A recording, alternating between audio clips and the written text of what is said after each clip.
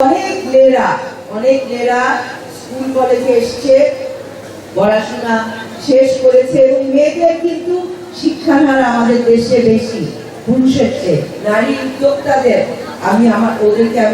আমি পাশে আছি ওদেরকে, এবং যতটা সম্ভব আমি তাদেরকে সাহায্য করছি, সাপোর্ট করছি, এবং মেয়েরা এগিয়ে আসলে একটি দেশ উন্নত হবে।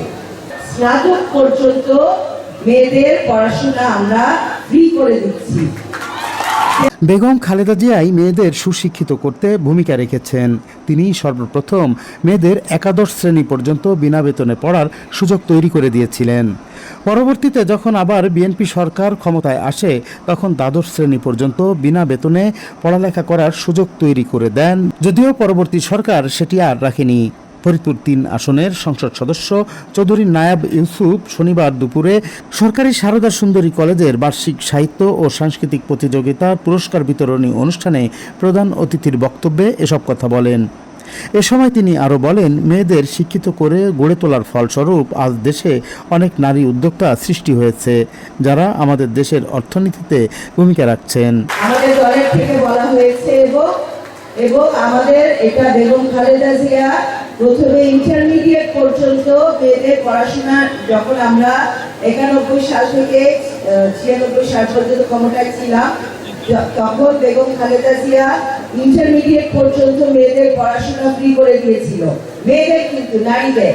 এবং 2001 সালে যখন আমরা ক্ষমতায় আসি, সেটা বাড়িয়ে স্নাতক পর্যন্ত করেছিল, কিন্তু সেই পরবর্তী সরকার সেটা রাখেনি।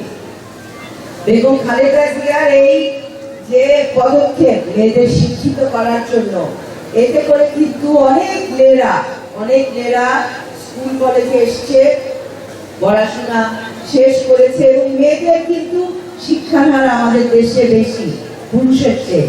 এই যে মেডিকেল কলেজ হাসপাতাল, ওখানে মেয়ে স্টুডেন্টরা কিন্তু বেশি, এখন ছেলেদের চেয়ে মেয়ে স্টুডেন্টরা বেশি, এবং মেয়েদের হোস্টেলে মেয়েদেরকে জায়গা হচ্ছে না।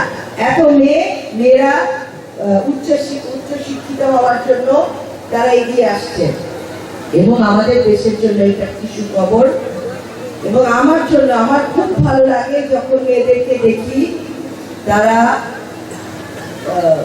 ইন্ডিপেন্ডেন্ট, তারা শিক্ষিত, তারা কাজ করার জন্য খুবই উৎসাহী। এবং আমি মেয়েদেরকে, নারী উদ্যোক্তাদের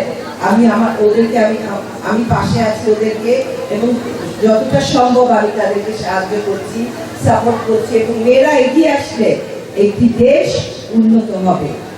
মেয়েরা যদি বাড়ি থেকে বের না হয়, আমাদের দেশ উন্নত হবে না। আর এতটুকু বলতে চাই যে কোনো প্রয়োজন, বিশেষ করে শিক্ষার ক্ষেত্রে, আমাদের পরিবার আজকের থেকে না, আমাদের পরিবার সেই চরের মধ্যে আমার দাদা তার বাবার নামে স্কুল করেছে, যেন চরের জনগণ শিক্ষিত হতে পারে।